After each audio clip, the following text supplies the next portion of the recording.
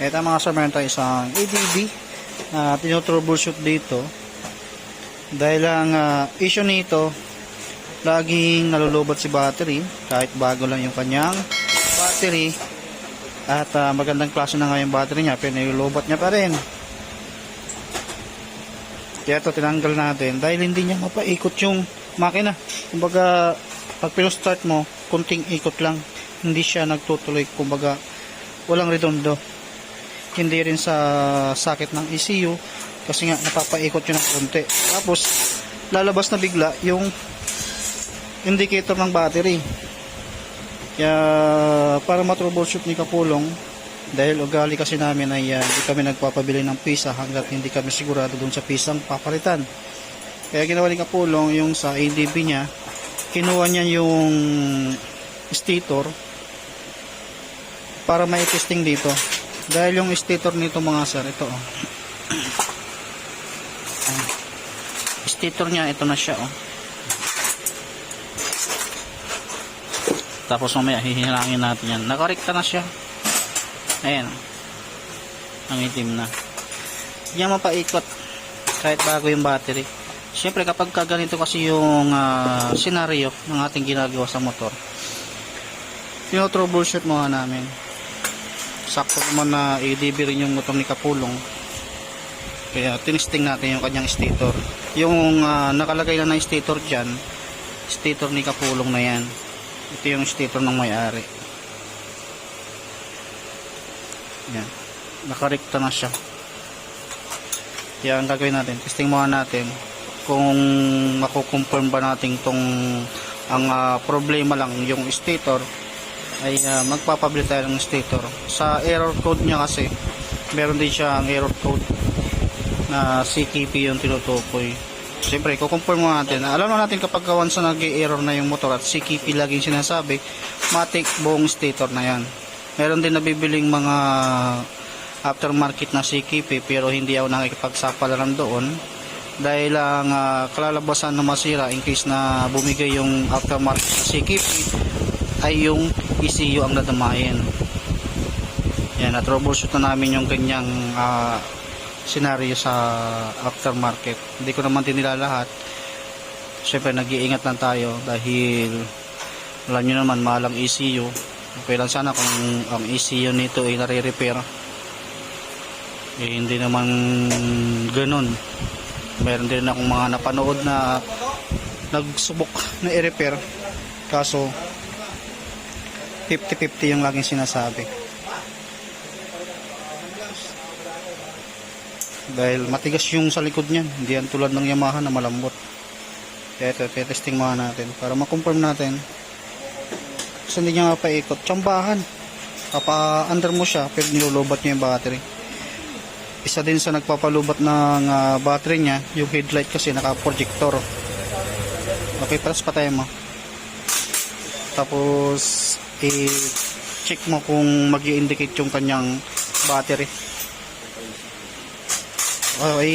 Ano pa yan, kapag mayroon pang check engine yan, hindi pa nabubura kasi same ng ECU niya kasi yan eh. ECU niya pa rin yan. Hanggat hindi mo na-diagnose yan, hindi matatanggal. Siguro maraming on and off bago matanggal. At ito sa pagkakataon ay umandar. Kasi nga, start mo uli. Kasi napapa-start dun sa stator niya kaso isang beses mo lang paandarin. Pangalawa, pangatlo, ayaw na. Mag-i-indicate na siya ng overheat yung battery. Tapos pagdating naman din sa voltage ng battery, wala siyang ganyan na 14.2 dun sa una kasi nga inaano niya nga yung kanyang battery. Tapos kinabit ni Kapulong kanina kasi 14.2 dahil nakatanggal yung headlight. Ngayon kinabit ni Kapulong yung headlight, hindi siya bumabagsak. 14.1 yung magneto niya yan sa kanya. Sa'yo, yung i-try mo nga yung magneto niya.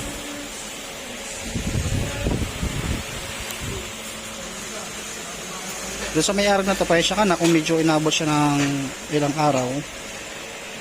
Dahil siyempre nantay ko si Kapulong, ayaw ko naman din basta-basta na gagalawin yung motor ni Kapulong ng walang abiso niya. Siyempre motor niya yan, kaya papaalam natin sa kanya.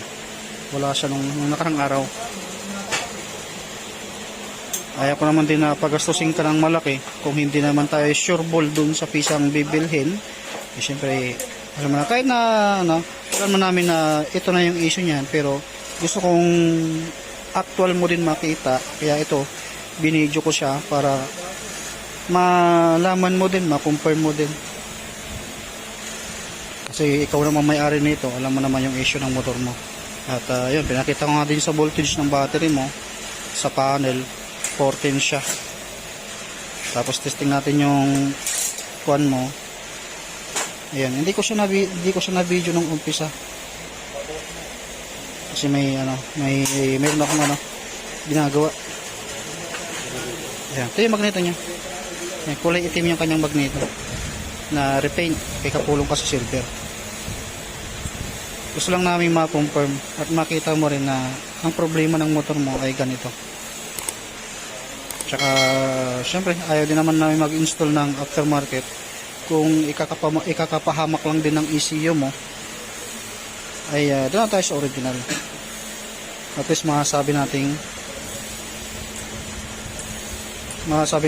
pag matagalan mong gamitin, gagawa tayo yung pang matagalan mong gagamitin, hindi yung gagawa tayo ng pang isang linggo lang. Okay, start. Okay, nag-start siya sa magneto niya. Ibig sabihin, kaso 13, pero goods yan mga sir. Ito. Talaga kasi Ito. Yung headlight niya kasi, yung indicator mga sir, ito yung high and low niya, hindi nawawala. Ayan. Naka-projector. Ipakita ko sa inyo yung projector niya. Kaso bumabagsak pa rin siya. 13.6. Pero goods yan, dapat laging 13.9 to 14 dapat yan. Ito yung headlight niya.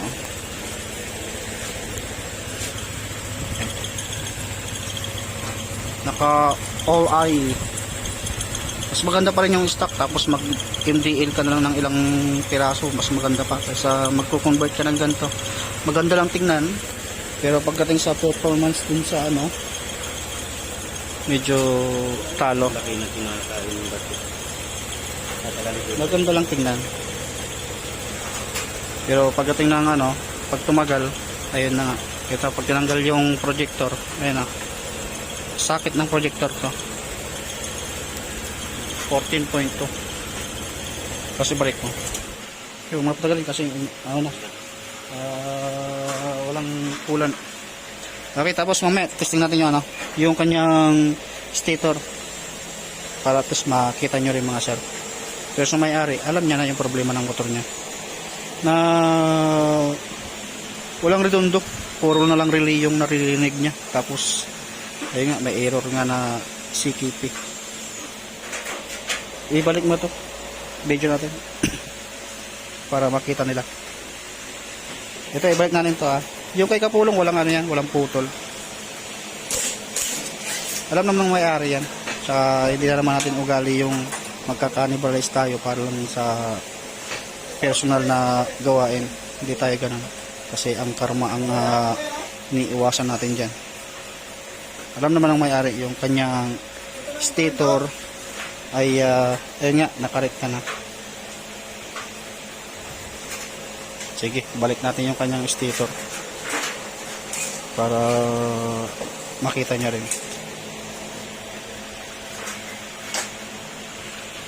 Okay, yung mga sa tinanggalan natin yung stator. Balik natin yung stator niya na nakalagay dyan. Kaya ko lang din naman ito tinatanggal kay kapulong sa motor niya, dahil gusto ko lang din na ma-confirm at sureball sa pisang bibilin natin, para at least makita ng may-ari na talagang ito yung problema ng kanyang motor. Iba kasi ang nito mga sir, stator compare mo sa Honda Click, magkaiba. Medyo may kamahalan nga lang to stator nito. CKP pa nga lang, mahaba na yung CKP nito para ma-PM ko siya na kailangan magpalit ng stator.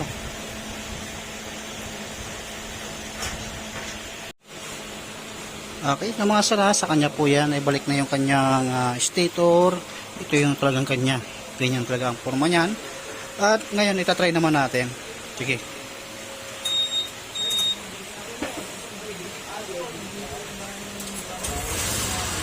Okay, papandar niya.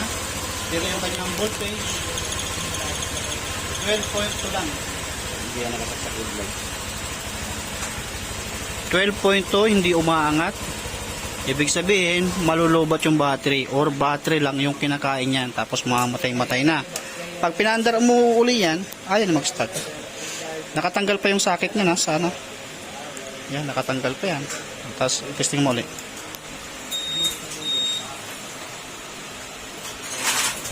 Ayan, mag-i-indicate na. Mag-i-indicate na siya. Tapos, lulubatin niya na. Ibig sabihin, ang kinakain lang niyan, yung laman ng battery, kaya lagi nalulubat. Patay mo na, patay malubat yung battery. Ang kinakain lang yan, yung laman ng battery. Kasi kahit itong motor na to, kahit walang stator, mag-i-start siya mga sir. Kaso nga lang, pag nalubat yung battery, doon na mamamatay yung makina. Kaya ibig sabihin, kailangan natin magpalit ng stator. Stator lang yung problema nito. At ayun, na-confirm na. Yun lang yung sasabihin namin sa mayari. Para makabili na rin siya ng pisa. Okay, abangan nyo na lang yan, no? Sunod nating video dahil wala pa naman tayong available na pisa at sasabihin ko pa ito sa may-ari. Kaya abangan nyo na lang yung part 2 natin dito. Yung pagkabit natin ng bagong stator. Bagay, kahit na hindi nyo naabangan, kita naman natin dito sa hiniram natin kay Kapulong na stator. Nagpo 14. Okay.